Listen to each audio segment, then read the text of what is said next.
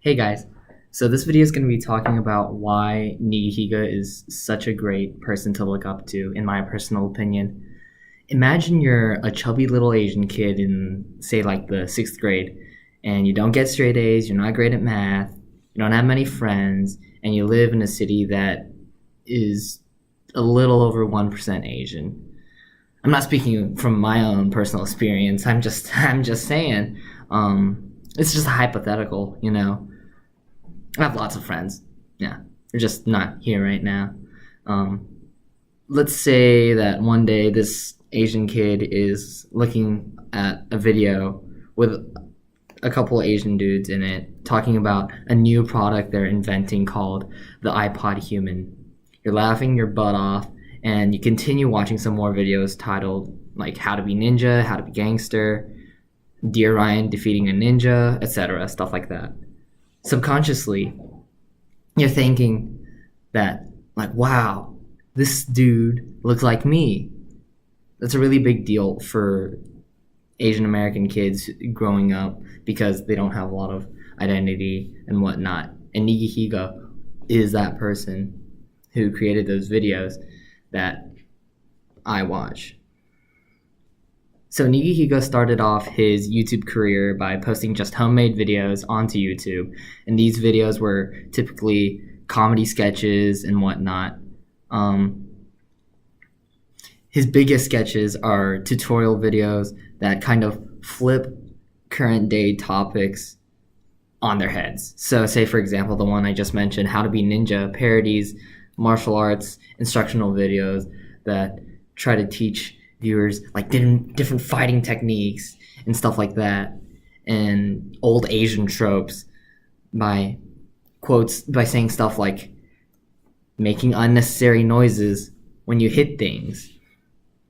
Nigahiga also likes to poke fun at the music industry these days with his video How to Sing Like Your Favorite Artists.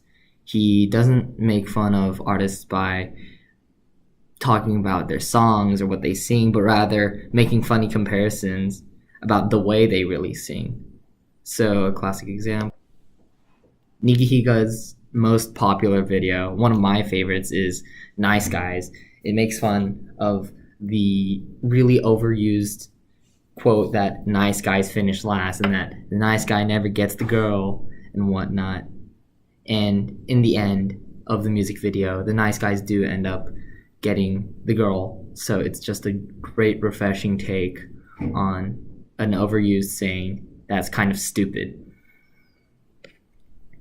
By dismantling these like stereotypes and whatnot, Nigahiga not only shows that how stupid they are, but does so in a very comedic fashion that everybody can find entertaining.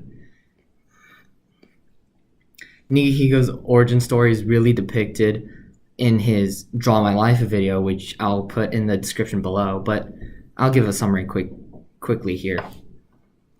Ryan Higa, he was born in Hilo, Hawaii, into a family with two parents and an older sibling, and he really had a hard childhood.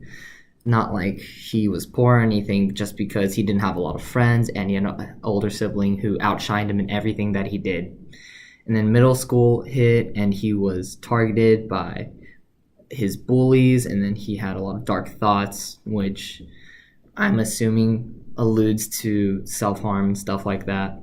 But the main thing he talks about is how he really discovered comedy through his bullying, and how he just started making fun of himself, taking the power away from the bullies so that they had nothing really to use against him. And then he started posting videos onto YouTube, and they got thousands of views. And then he really went from the bottom, the lowest of the low, really to the highest point.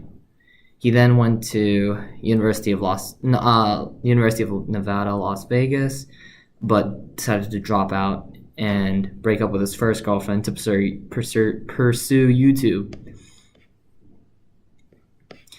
Me personally, I think that Nigahiga, or Ryan rather, really resonated with me just because I was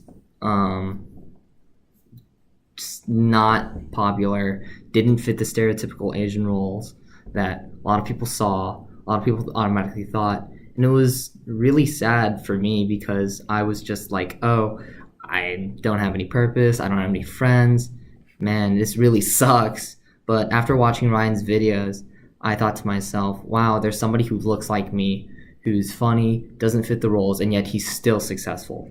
And that's why I think a lot of other Asian kids thought too.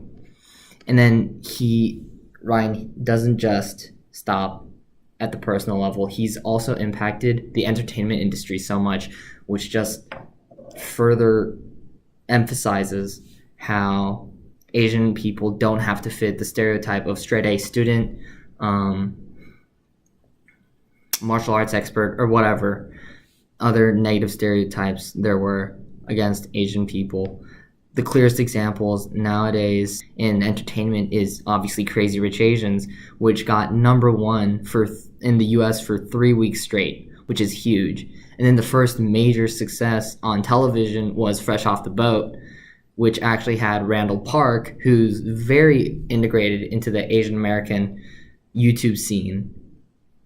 And then you have Kim's Convenience and Dr. Ken, which are other TV shows that have a lot of Asian people on there doing great things, telling the Asian stories, Asian American stories, and really breaking the negative stereotypes held against Asian Americans.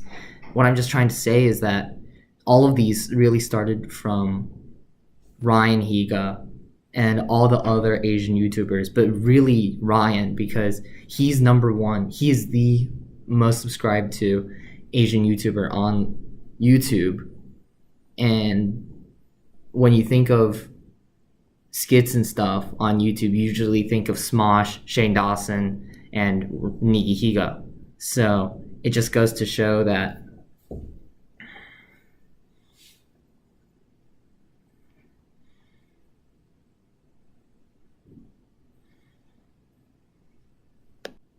Ryan's fame on YouTube has landed him on a few TV shows, Super Ninjas and Love Vampires, and then some movies as well, such as Tell Me How I Die and Flight 7500.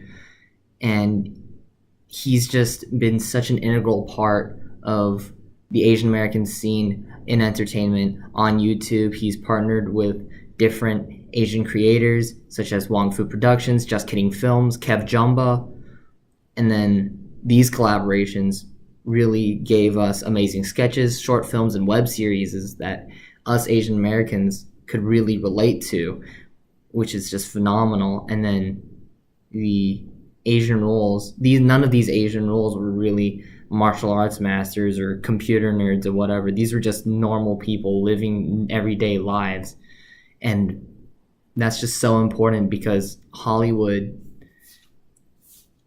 just at that time only saw Asian Americans as just the martial arts expert or the nerd, nothing else, nothing deeper, which really sucked. So that's why I think Nigahiga is just such a great person to praise, really, a person worthy of praise. He had a low self-esteem, didn't have a lot of friends, had some older sibling that was just really overshadowed him. And then he just found himself, and he's inspiring countless other kids, not just Asian Americans, but other kids who feel like they don't have a voice, they haven't found their purpose or whatever. And he's saying, no, you just have to find something that you like, and then from there you can do whatever you want. As long as you work hard and you pursue it, you'll be successful and you'll be happy because you're doing what you love. And no one can tell you, no one can push you down, no one can subjugate you forever.